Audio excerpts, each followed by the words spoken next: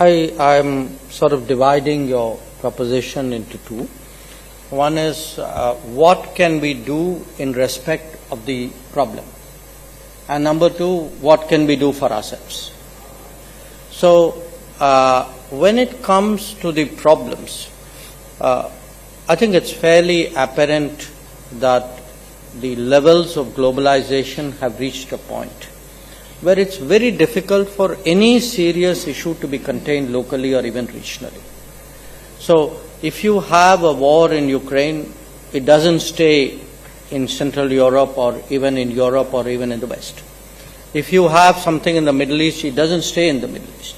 So if you look at, let us say, what's happening now and compare it to, 1973, of course, you had the oil issues, but 67 and 73, when there were conflicts in the Middle East, it was a much simpler, much more contained conflict than what we are seeing today.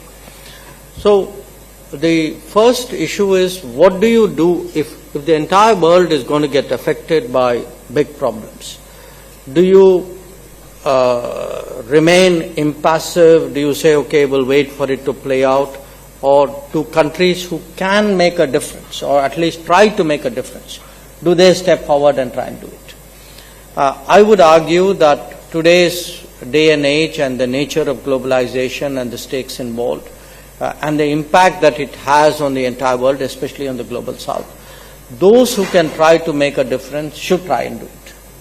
And to some extent, that's been the logic, the driving force, the thinking behind some of our activities, say, for example, in respect of Ukraine.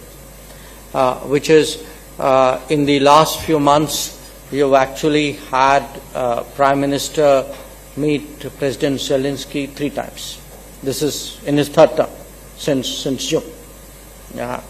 He's met Putin once, he's spoken to him more often, and the NSA and myself, we've been in touch. And the reason we are doing it is, we are one of the few countries, and Prime Minister Modi is one of the few leaders who today has the ability to actually go to Kiev and Moscow and talk to the two leaders and see, are there common points? Is there something we can start? Is there some convergence, some intersection that we can see, which can become a strand which you pick up and try and develop, and see whether things could be better than they are. Surely they can't be worse than they are. Middle East is more tricky in a way because the conflict itself is, there are more parties, not all of them are formal, and not all of them acknowledge their role in what they're doing. But again, it's not that we have been uninvolved.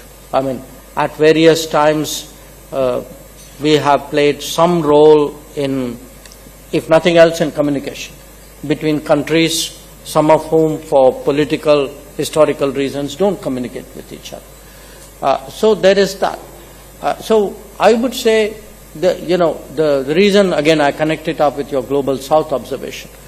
The Global South is, because it is the Global South, feeling the pain much more of a global society and a global economy under stress.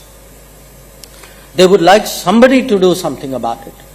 To the extent that you have a country like India which understands, which is coming in a sense from that family, which understands their concerns, is able to put it across, I think they're very happy about it.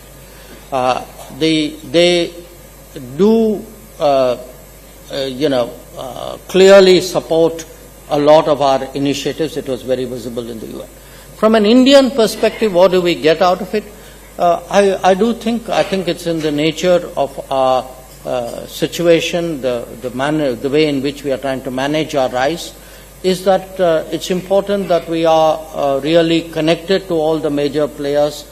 We are seen as a country with a greater sense of responsibility towards the global polity, and it's part of India's own, I would say, evolution.